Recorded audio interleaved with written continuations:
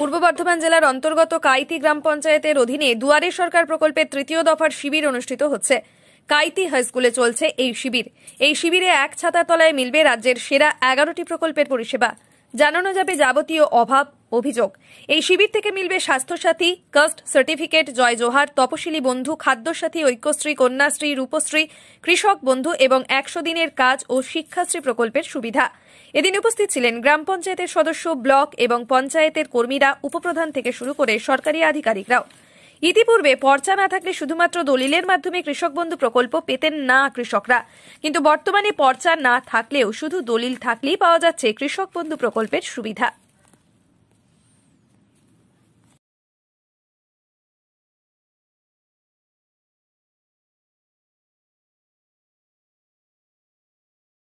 কৃষকদের জন্য কি চিন্তা ভাবনা রাখা হয়েছে? কৃষকদের জন্য যেটা ফেসিলিটি সরকার করেছে যে পর্চা ছাড়া যেটা কৃষক বন্ধু হচ্ছিল না, এখন দলিল দিয়েও কৃষক বন্ধুটা হচ্ছে। আমরা করছি, দলিল দিয়েও কৃষক বন্ধু হচ্ছে, যাতে সবাই, প্রত্যেকটা চাষি যার জমি আছে সে যেন কৃষক বন্ধুর আওতায় এসে পড়ে, সেই সুবিধাটা আমরা দিচ্ছি। কোথায় হচ্ছে আজকে ক্যাম্পটা? কাইতি হাই স্কুলে হচ্ছে। কৃষকদের উদ্দেশ্যে কি বলবে? কৃষকদের উদ্দেশ্যে একটাই বার্তা যে যারই জমি আছে, যতটুকুই জমি আছে, আমরা তাদেরকে বলবো যে সরকারের যে সুবিধা সকলে যেন সেই সুবিধা পায়, সকলে যেন সুবিধা নেয়, যাতে করে এই ক্যাম্পে এসে তারা, দুয়ারে সরকারের ক্যাম্পে এসে তারা যেন কৃষক বন্ধুটা করে। এটাই কৃষকদের কাছে আমাদের আবেদন কাইতি গ্রাম পঞ্চায়েতের পক্ষ থেকে। আপনার নাম, পরিচয়? আমার নাম শেখ রবিউল হক, কাইতি গ্রাম পঞ্চায়েতের প্রধান।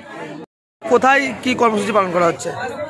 দুয়ারে সরকার কাইতি গ্রাম পঞ্চায়েতের অধীনে কাইতি হাই স্কুলে করা হচ্ছে। এটা কত দফা ক্যাম্প হচ্ছে? এটা 3 দফা।